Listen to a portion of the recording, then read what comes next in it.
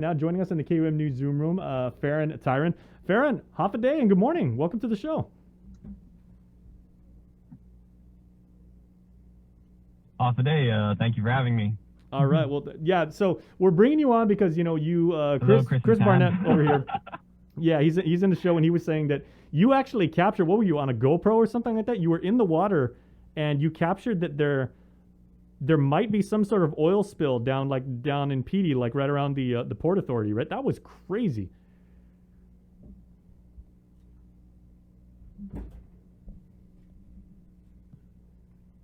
So, yeah, I was in the water. I was teaching. I'm a freediving instructor. I had a class of 4 students.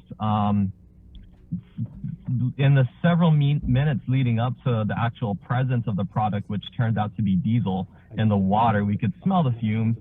I didn't think too much of it because I feel like I've been out there before while ships are transferring fuel, and that you could smell the fumes from that. That's my sense. That's my sense of it. I don't recall, as a matter of fact, but that's my sense of it. But anyway, we could smell fumes for several minutes leading up to it, and then suddenly I just felt this slick just on my fingers. I thought I had some extra defog on my fingers from trying to clear my mask, and I was just kind of playing with this slick, and then I felt it on my other hand, and it was my entire hand, not just a few fingers.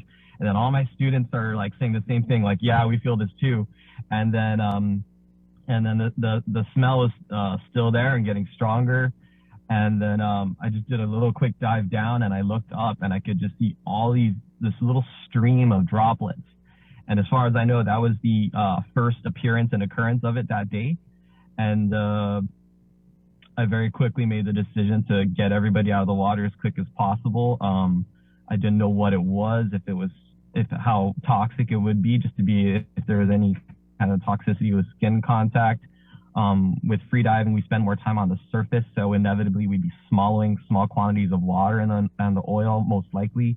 And so didn't want to have that happen at all, so I just made the decision to bring everybody in.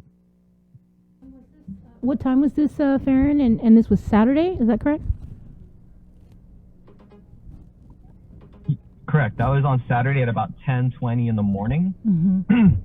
Okay. On the way in, I realized I'm like, I should document a little bit, and so I can send it around so people can see it and respond however they deem appropriately.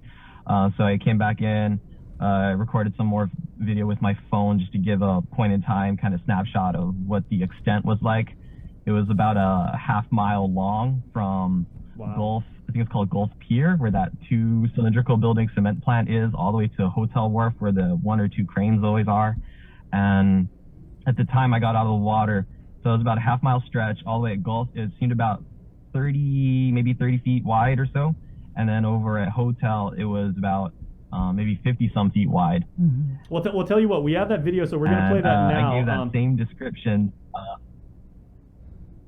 Oh yeah, Farron, okay. We're gonna play your video now, just so everyone gets a real sense of exactly what you did. I mean, love the fact that you actually, caught this first person. So we're gonna play this. We'll get back to you in just a moment. But here is Farron's recollection as he was on the scene and in the water of a evident oil spill down in Piti. I'm at Outhouse Beach. You can see it there. There's the cars. Our wind is slightly east by southeast. And to our east by southeast, it looks like there's a ship there. I don't know if that's a tanker refueling, but the smell of the oil coming off of that, the fumes, is really apparent. And worse than that, my entire body is slick. I can feel the oil. You can even see the oil.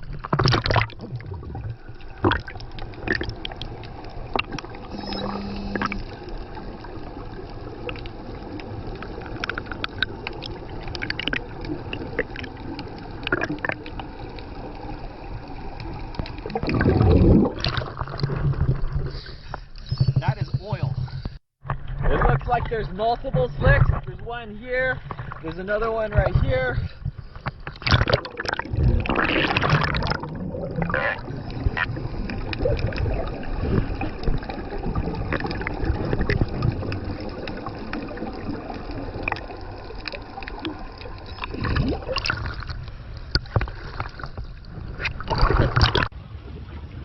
I'm at Outhouse Beach in Apra Harbor.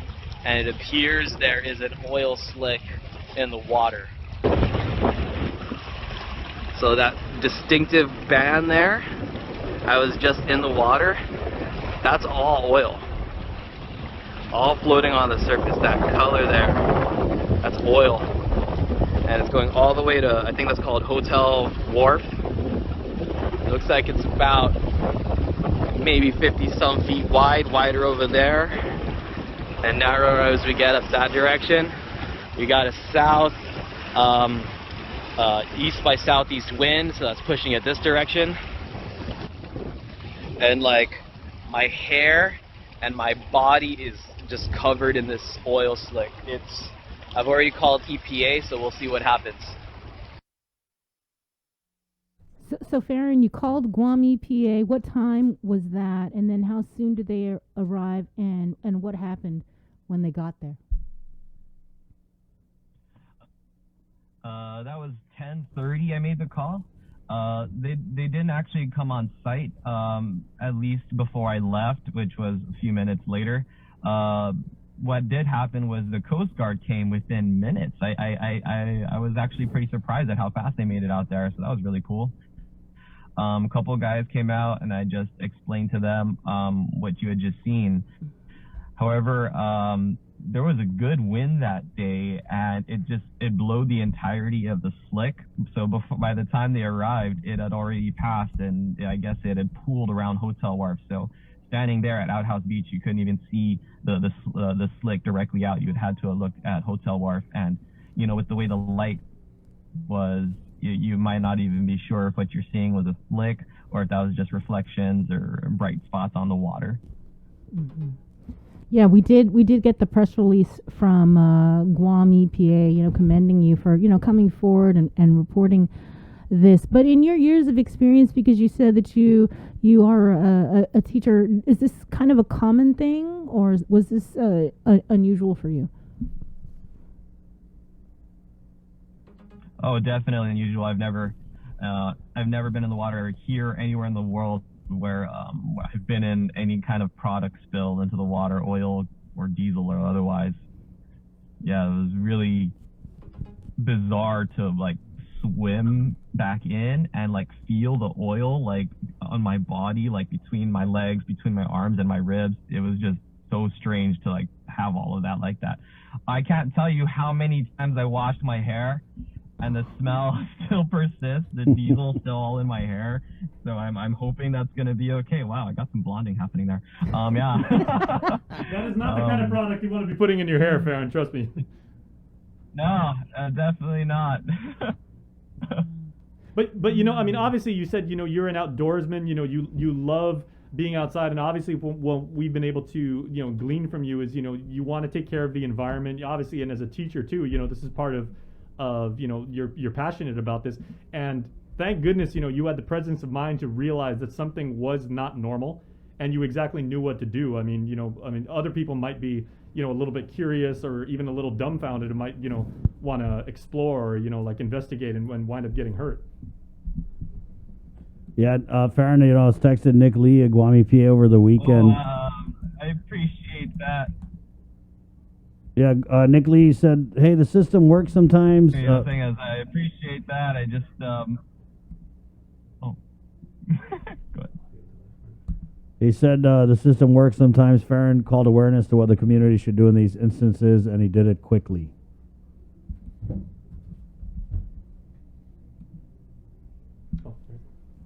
Let's bring Nick on right now. Yeah. We'll bring on Nick Lee, Guam EPA. Farron, I know you got to run. If you got just a couple minutes just to hang with Nick from Guam EPA, that'd be cool.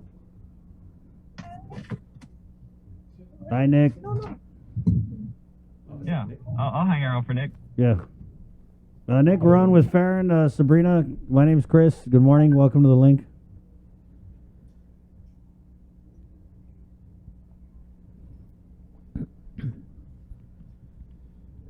Yeah, Nick. Hi, Nick. You're on.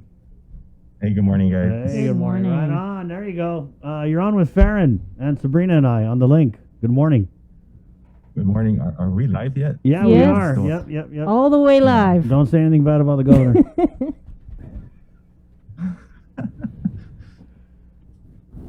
Yeah, we were just mentioning how, we need more people like Farron. If you see something, say something. Absolutely, that was the right thing to do. He acted very quickly, especially in incidents like this where timing is key for successful mitigation. So that's something that we're very grateful for. Nick, so what can you tell us about the spill? Was it diesel? That's what the product's being categorized as diesel oil. There's an approximation of 5 gallons that was released.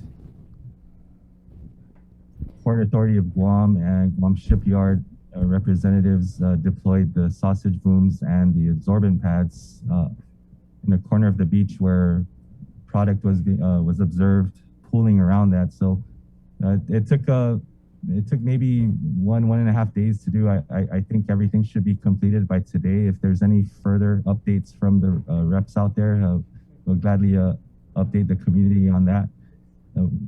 Based on our efforts collectively with the Coast Guard, we do anticipate that there's going to be a visible sheen for the next few days. So that's something that we want to remind the community about as well. What about the source of the spill, the discharge? Where did it come from? Does anybody know? At this time, the source remains unknown. Mm-hmm. I know that part of the Coast Guard's investigation, in instances like this, Coast Guard officials do have the statutory authority to board any watercraft that is in the area to conduct their investigations. So I'd imagine that happened over the weekend, and if there was no determination on that, any determination on the source of the spill would just be speculative at this point. So that's unfortunate that we were not able to identify the source. Mm-hmm. That looked like a lot for 5 gallons, Nick. Are you sure that's accurate? That's what we're told by the responders, and I'm not an oil spill expert, but I would imagine that part of determining that volume would be based on whatever was recovered from the booms and the absorbent pads. Farron, you said you dive in this area, right? What's the marine life activity in this area?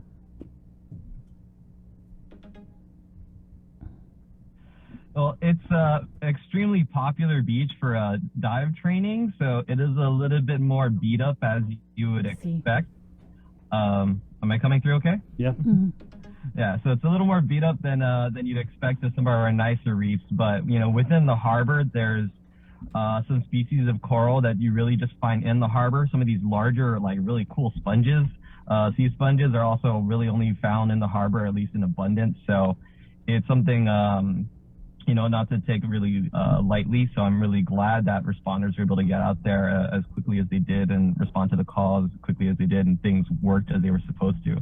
But if I can comment on the extent of the estimated 5 gallons, the spatial extent of it, I was looking into this because I was just curious. So I remember, I don't know, somewhere on YouTube one of these days, there was a talk about in Ben Franklin's time, where he estimated if you could get like a tablespoon or 2 of oil 1 molecule thick or 1 atom thick, it could cover like the Great Lakes or one of the Great Lakes. So even in the water, just seeing how thin that layer was, I was estimating it to be less than 50 gallons. So I wasn't thinking it to be anything like in the order of hundreds or thousands. So 5 gallons I thought was a little small, but that I have no training with this stuff.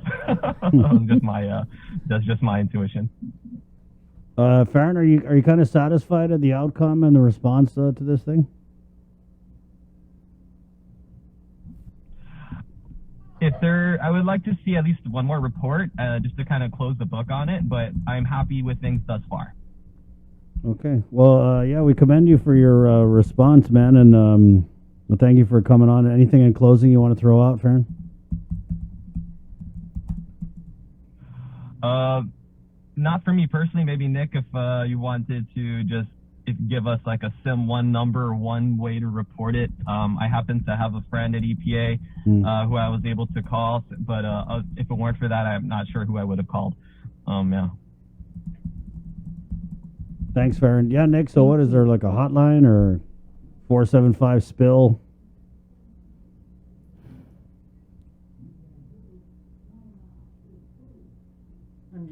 Sorry Unmute. about that. Yeah, no worries. There we go. Yeah, so there are two numbers that the Coast Guard has provided, and that's something that was noted in the joint release. So there is a 1-800 number. That's 1-800-424-8802. Or you can also try 671-355-4824. All right, Nick. You have an update too on that Melissa Tire Reef cleanup project as work on